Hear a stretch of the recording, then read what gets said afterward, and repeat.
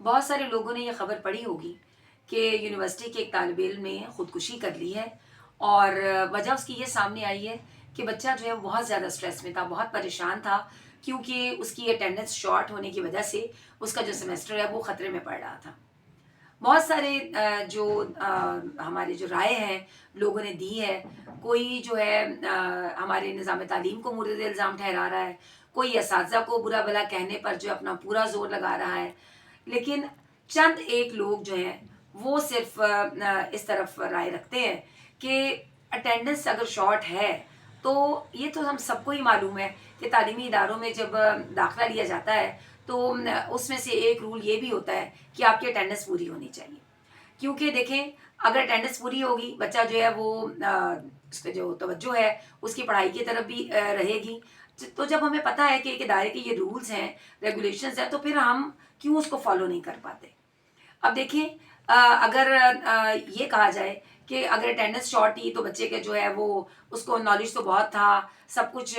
اس کو آتا تھا، لیکن دیکھیں یہ تمام چیزیں جو ہوتی ہیں جب ایڈمیشن لیا جاتا ہے تو اس کے اندر یہ چیزیں مینشن ہوتی ہیں، تو اس لیے اگر آپ کو یہ جو رولز ہیں ان کو فالو کرنے میں مشکل ہے تو پھر تو آپ کو اس تعلیمی ادارے میں یا کسی بھی تعلیمی ادارے میں پھر ایڈمیشن تو لینا ہی نہیں چاہیے، کیونکہ ہر ادارے کے اپنے کچھ اصول و ضوابط ہوتے ہیں جنہیں ہمیں فالو کرنا پڑتا ہے۔ والدین جو ہے ان کا لاس بہت بڑا ہے،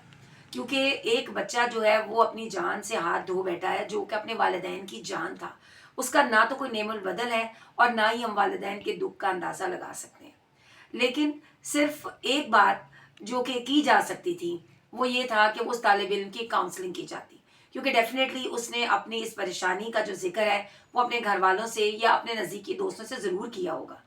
اب سوال یہ پیدا ہوتا ہے کہ کیا اس کے دوست احباب جو ہیں یا اس کے والدین کیا اس کی کاؤنسلنگ کرنے میں ناکام رہے ہیں؟ کیونکہ جب طالب علم کو سپورٹ ملتی ہے گھر والوں کی، اس کے دوستوں کی جو اس کا اچھا سوچتے ہیں، تو پھر اسٹریس جو ہوتا ہے بہت حد تک کم ہو جاتا ہے۔ تو اب معلوم نہیں کہ کیا وجہ تھی، لیکن بہرحال طالب علم جو انتہائی قدم اس نے اٹھا لیا، جو کہ انتہائی افسوسناک بات بھی ہے، دکھ کی بات بھی ہے۔ میں یہ چاہوں گی کہ ہمارے جو طالب علم ہیں جو کہ اداروں میں داخلہ لیتے ہیں انہیں اس چیز کو مد نظر رکھنا چاہیے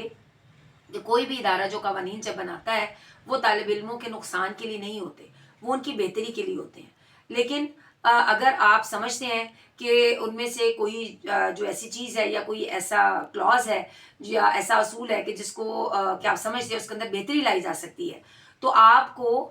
پرامن احتجاج جو ہے وہ تو کرنا ہی چاہیے، لیکن احتجاج بھی اس صورت میں اگر آپ کی جو کوئی رائے ہے آپ نے آگے سجیشن دی ہے وہ جو آپ سمجھتے ہیں کہ وہ صحیح طریقے سے نہیں سنی گئی، لیکن عام طور پر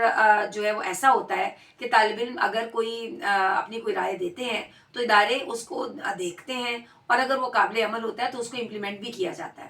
تو میری گزارش یہی ہے کہ انتہائی قدم اٹھانے سے گریز کیا جائے اور اصول و ضوابط جو ہیں ان کو فالو کیا جائے، اور اپنا احتجاج ہے وہ پرامن احتجاج ریکارڈ کروایا جائے تاکہ اس کے اندر بہتری کی گنجائش نکل سکے، نہ کہ آپ انتہائی قدم اٹھا لیں جو کہ آپ کو جو ہے وہ نقصان پہنچائے اور آپ کے ساتھ ساتھ آپ کے خاندان کے لیے بھی نقصان کا باعث بنے۔ تو پلیز آپ لوگ جو ہے بہت سوچ سمجھ کر جو ہے کوئی فیصلہ لیا کیجئے، اور میری دوست احباب سے بھی گزارش ہے کہ آپ لوگ اپنے دوستوں کو مثبت رہنمائی دیا کریں، مثبت مشورے دیا کریں، اور ان کو اچھائی کے جو ہے